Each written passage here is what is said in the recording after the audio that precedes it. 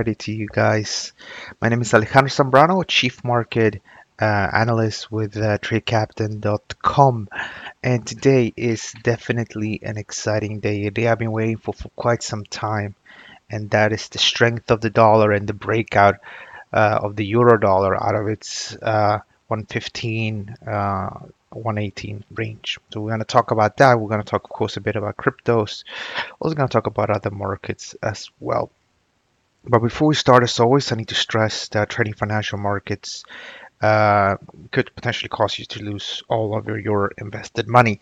In fact, 80% of traders will lost money last year trading the markets. And I'm gonna try to, of course, try to help you to avoid that and actually make money. Myself, I'm profitable. I've been trading since 2006, but it took quite a long time before I was consistently profitable, and it's from 2014 really that I'm making good money. This year alone, I'm up with about 43%. So hopefully, I can teach you something about financial markets trading. Okay, so let's kick off. And the big news that got me really excited is the euro and the dollar in general. So you might remember this episode here, the euro from January all the way up until April was pretty much just trading sideways and being very, very boring. Here you have a repeat of the same situation, and we've been talking about it in these presentations that are break to 115.07, which is the June low, that should propel the price lower. So far, the market has declined with as much as 75 pip.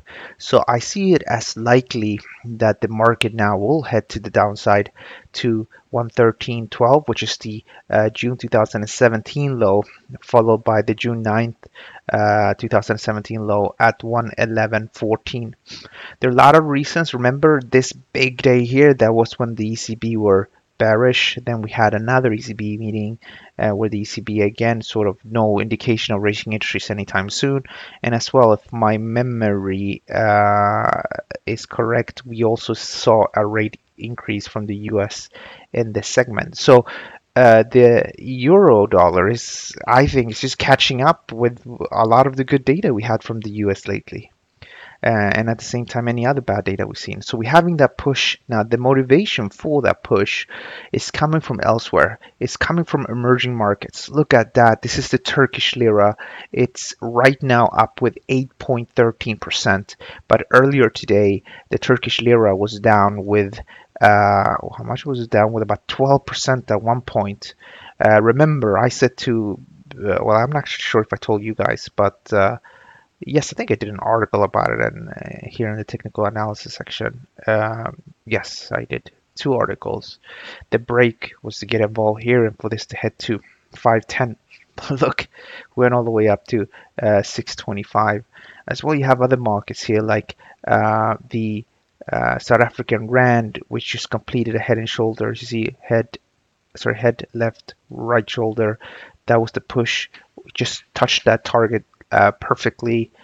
You have the Russian ruble on the back of those sanctions. Look at that. Russian ruble trading sideways pushing up because the US introduced new sanctions against Russia. Obviously, it's pushing Iran, it's pushing Turkey, and we're starting to see this meltdown in emerging markets. Already yesterday as well, as we talked about in the past here as well, we said about the New Zealand dollar versus the USD, right? You might remember. I said that if we trade below 66.89, this market will head to the downside. Well, we are down here with a total of 121 pip. Personally, I traded the New Zealand dollar versus the Swiss franc and made about 5 times my profit yesterday, 5 times my risk, sorry. And I'm involved with the dollar index. I bought yesterday on the break here. So that's why I'm so excited the way I am, and I think things will continue to softening, so the dollar will continue to gain. So I know I just shower you with ton of pieces of information. So let's go back from the beginning. The best entry in the euro dollar was to sell at 115.07 with maybe a stop at maybe 116. Now, as the market has moved down as much as it has done, I would say that as long as we don't, pierce above today's high at 115.38, I suspect this market is going to trade to the downside. So, from a short-term perspective, there's nothing wrong with selling right now where we are, but the market could, of course, correct a bit. So, if we take a Fibonacci like this, you can see that we corrected up to the first fib at 1471.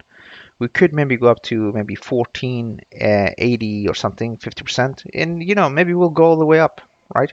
But I think already from these levels, I think traders are selling. Again, we might go a little bit higher, but I think eventually lower. Now, I think it should be fine to just work with a stop above today's high, but I'm a careful man, and I like to win, and I have my track record to prove it. So I'm not going to work directly with a stop here. I'm going to work with a stop just above, just in case the market, tries to push all the way and spike higher. Again, the macro fundamentals, they all support this move to the downside. We don't know, though, in the short term, just about anything may happen. So yeah, I think traders are probably selling now. I mean, if we go up to 1480 or 1483, which is the 50% level, I think they sell more. If we go up to 115, and they sell even more. And of course, if we start to trade above 1537 and move push to the upside, then I'll abandon my view and I'll give up this.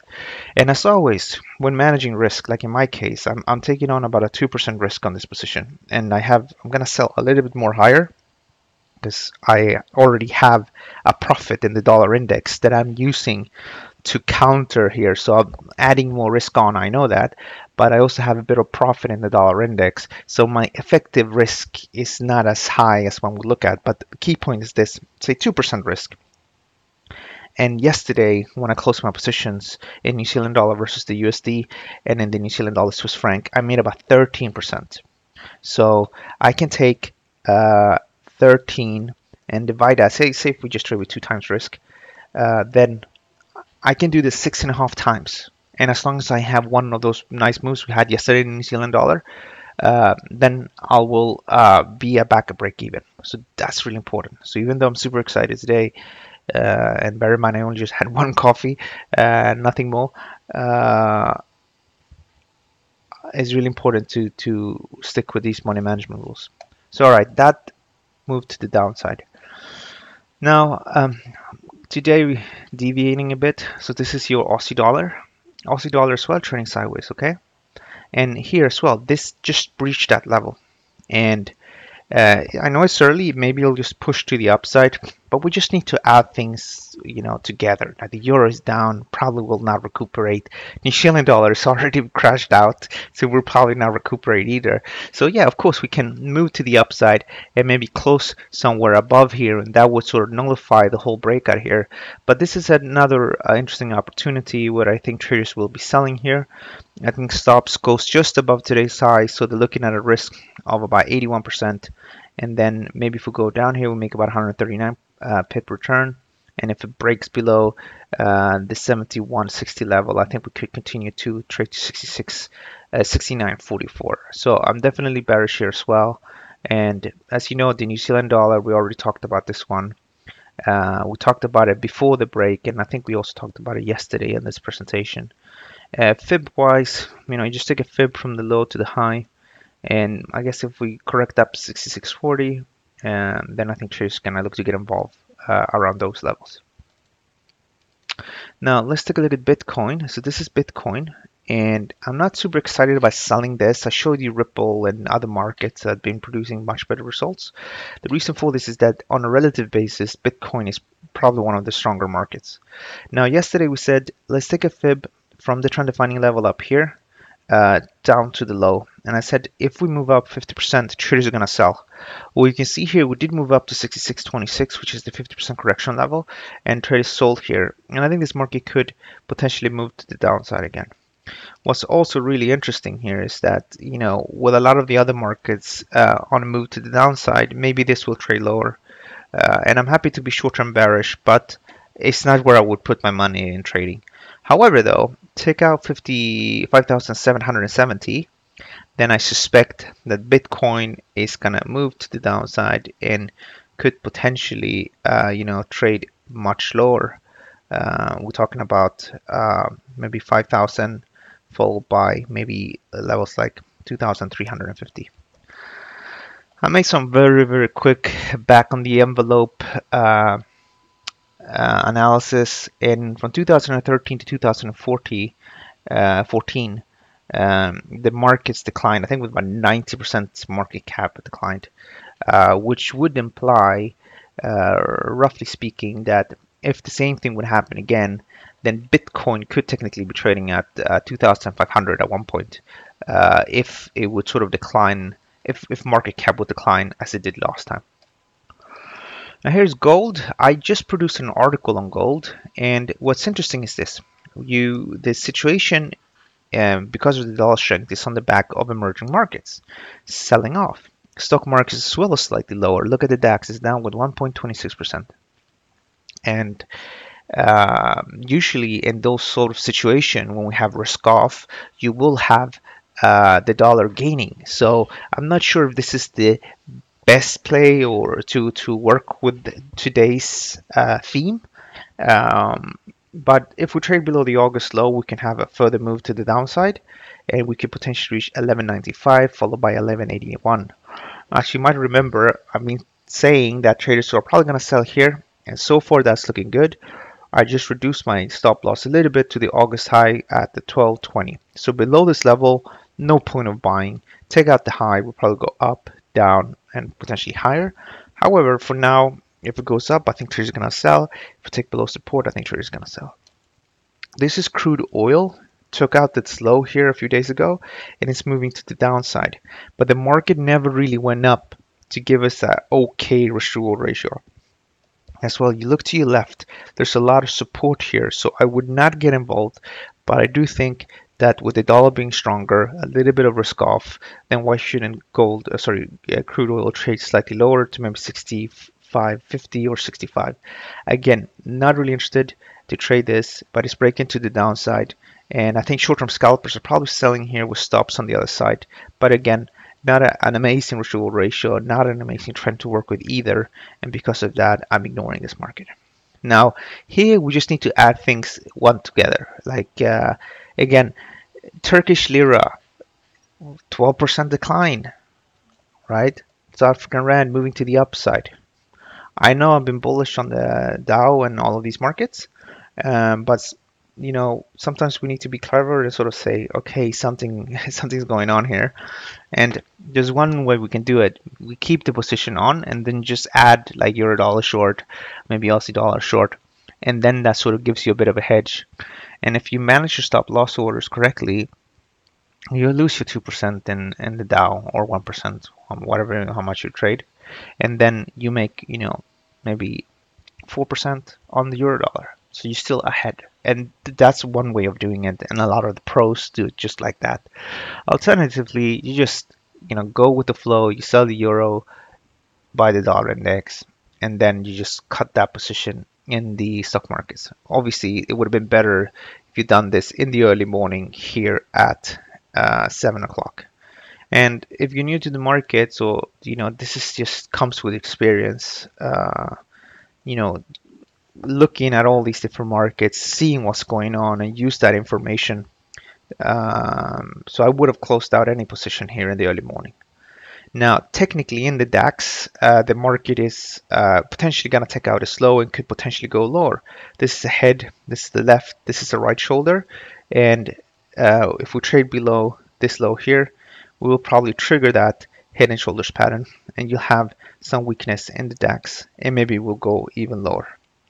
In the case of the Dow, the idea was to buy here, but as I said, in the early morning today at 7 o'clock, 27, sorry, we could have looked at this and sort of had assumed that this is probably not going to be the best setup, unless, of course, you believe that the euro dollar is going to crawl back up into that range, and you think that markets in general are going to slow down. Because if you believe so, if you believe that the whole move is sort of unwarranted, then this is a good opportunity because the short-term trend in the Dow is short-term bullish above 25,250, 282 down here. Okay, that's today's market update. So again, euro just breached support. I'm super excited, as you can hear. I think this is gonna go lower. I'm targeting 112. Aussie dollar just reached support. I'm not sure if it's gonna work out, but the technical analysis suggests that this is a breakout and that we should be bearish. Talked about New Zealand dollar as well. Here it's probably just going to move to the downside, but the risk reward ratio is not optimal here. We need that pullback. We also talked about gold, and we said a break to the low can take you down lower, but we said that because we have risk aversion, Turkish Lira and Mexican peso and South African rand weakening, some traders might shift out from those assets into gold. So this might be a bit limited. And with that in mind as well, if you think about it, probably dollar yen as well is not going to be too active today. Finally, we did talk about Turkish Lira and we did talk about Mexican peso. However, though, I think that you will probably not you're probably not going to be in a situation here where you're going to be able to make money on it. You can definitely make money on it, but the risk reward ratio is long gone. It's long gone. Now volatility is so high, so stop losses needs to be massive. Of course, if you open the normal trader, what they do, they just trade a 10k lot or a 100k lot or a million, and that's sort of their standard position. So obviously volatility is high, so they can go up and they can go down. But I don't operate like that. If I, for example, when I bought here, because I did buy here initially, I put my stop loss down here.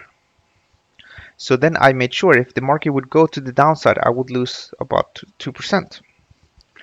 And this is a daily chart, but imagine that this would be imagine this is a 4-hour chart, so you don't have the scales here anymore. So this could have been 20 pip, right? And then do that. All right, stop maybe down here. So this will be 20 pip. So then I make sure that these 20 pip equal my 2%. All right. However, in this specific situation, it wasn't 20 pip. It was almost 1,000 pip. So then I make sure that $1,000 Turkish Lira pips makes 2%. So I adjust my risk, and that's it really. So even though it moves a lot right now, I will need to have a wider stop loss, and because I have a wider stop loss, I will have buy less contracts, and because I buy less contracts, I'm gonna make less money. So I'm normalizing my risk to some extent across the markets, which means that this is totally uninterested right now. And yeah, maybe it will squeeze to the upside, but it's not really now where you should have bought. You should have bought down here when I highlighted this in July. And for more stuff like that, make sure you follow me on Twitter. Here's my Twitter, AlexFX00. And just follow me. It doesn't cost a thing to follow me. Okay, let's see if we have any quick questions. Yes, thank you so much, Antonio. Yeah, definitely. It really worked out a lot. Obviously, things are just developing now, the first stage. But yesterday I had a very good trade. I traded here yesterday. Actually, not yesterday. I sold already here at 60. This is the New Zealand dollar versus the Swiss franc. So I sold at 67.13. So I sold here, and I had my stop loss at the 40 level. So I had a stop of about 30 pip or so, and I closed out yesterday at the 70 level, which is down here. So I made 141 pip. 141 divided over 30. That's 4.7. I think the actual number is 4.9. So 5 times risk reward ratio move. Here, hopefully, this will work out as well, like the euro and sort of the continued dollar strength here. And again, if you want to know more about my actual trade ideas and things like that, make sure you follow me on Twitter as well. Make sure that you check out the technical analysis section. We do have a new guy, which is Harris, which produces a lot of good content. And then you have Nathan as well, which joined us maybe a month or two ago, which produces also very good content. Nathan is tailored a little bit more against short term and scalping, whereas Harris is usually slightly more longer term. All right, guys, have a good day. Don't forget to click on the button here and hit that like button. As well, remember that I'm gonna be away, so the next morning webinar like this one is gonna occur on August 24th. I will, however, try to maybe upload a video or so during the next 2 weeks, but otherwise I'm gonna be off. There's not gonna be any live webinars for about 2 weeks time, and then I'm back on the 24th. Have a great day, guys, and happy trading.